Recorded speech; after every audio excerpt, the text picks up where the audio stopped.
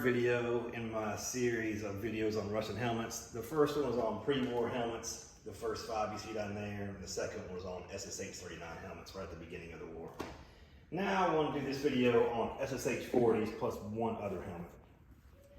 So SSH-40s, as it sounds, some of them were made in 1940, but I've never seen one. Most of them are made starting in 1941 and made all the way until 1960. First one I want to show is this one. This is camouflaged, a little snow camouflage on it. This one is interesting because it's a very early helmet and is a very early 3KO, which means this is a Stalingrad helmet.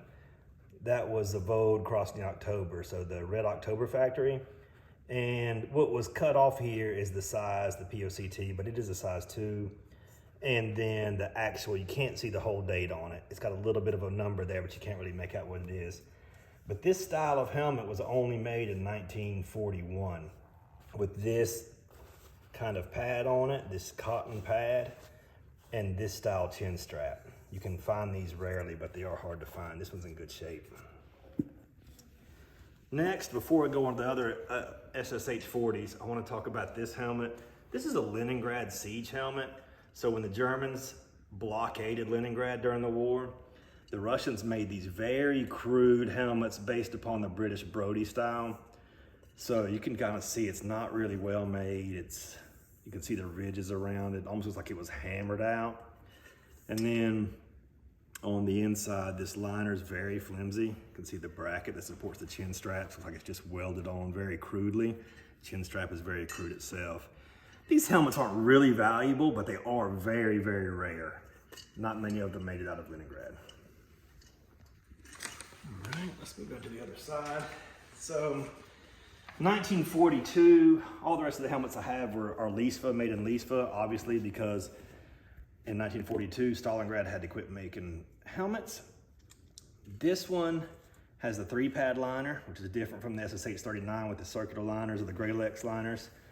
They all started having these 3-pad liners, and these are all made out of Gralex as well. This one has a very clear stamp on it. P2, which means size 2, and a little L, looks like a triangle. That's an L for Lisfa in Russian, -42, looks like an R, but that's a G. So L-42R is what it looks like to us Americans, and P-2. So that means this is a 1942 Russian helmet. And what you're looking for in these 42s is this style of chin strap.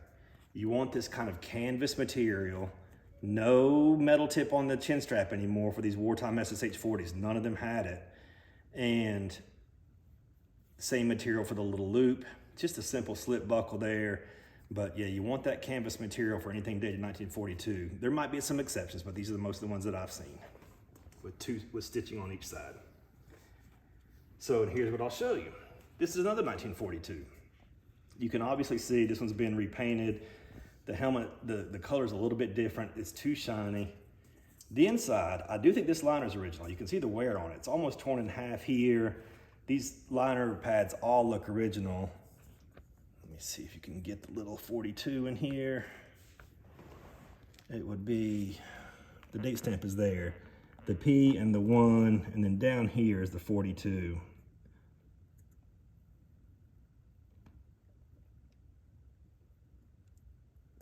I don't know how clear that comes through. There's the 4 and there's the 2. Can put it down on the floor to keep it still. Give it a little bit more light. There's the 4 and there's the 2. It might come through in the video, I don't know. But it's there. If I could twist it a little bit back and forth, maybe it comes through a little better. All right, so there's the 4 and there's the 2. You can see P-1, and another way you can tell these stamps are accurate on these helmets for the most part is they'll also have an indentation in the shell itself. It'll have a 1 there, and that first number in these stamped parts of the shell are the size. If that's a 1, that should be a 1. If that's a 2, that should be a 2. If that's a 3, that should be a 3. So this one, I don't believe this chin strap is original. This may have come off an SSH-39 helmet, a late one, it's possible. It probably came off a post-war helmet because of this paint, because of this chin strap. I think those are the two unoriginal parts of this one, but it is a 1942 shell with, I think, an original liner. And then we'll get into several 1943s. And what you'll see of these 43s are these undyed chin straps. This one's really dirty, so it looks brown. But these are undyed. Starting in 1943, the Russians thought, why are we spending money on dyeing our chin straps? Just leave them white. You can see it has the 6 rivets as opposed to the 3 rivets on the SS-8 39. And that's because each liner pad has 2 rivets coming through the shell. This one looks completely original. The stamp on this one is very clear, very perfect. Again, size 2, manufacturer's Lisva 43. This next one, it's also a 43. Unfortunately, it's got a little hairline crack on the top, but this one has seen a ton of usage. You can film that stamp there too. The bottom part of the 3 is cut off. I just know it's not a 2 because this is not the style of 42 helmets. This is the style of 43s. I just, from the way it looks, and this chin strap is not original anyways, but I'm pretty sure this is a 1943 helmet and not a 42. Couple little manufacturer stamp, here, 2684.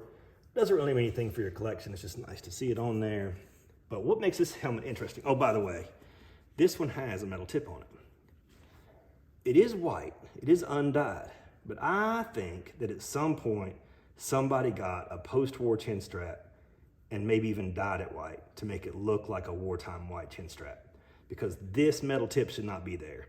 It's possible it came from before the war and was dyed white, but that seems very implausible to me. This is probably a post-war chin strap. But what's interesting about this helmet is the red star with the red stripe around it. This was a military police, like a traffic control helmet in the Soviet Union. And the first time this pattern showed up on traffic control helmets in the Soviet Union was 1969.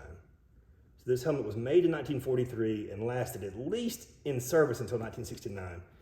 And that's how resourceful the Russians were and using their stuff over and over and over again. Here's another nice example of a 43. As you can see, the undyed chin strap, no metal tip on the end, in good shape overall, no cracks or anything in this one. Nice original liner. Some of these will have these designs on it, these kind of triangular designs. And again, you can see the 2 things, the regular manufacturing stamp with the P-2 and the L-43, and the little 1820 over here with the star next to it, the remnants of a star. For wartime helmets, this one's about as good as you can get. It's in really good shape. It hasn't been used that much. For comparison, here's a 44. Sat outside for a little too long.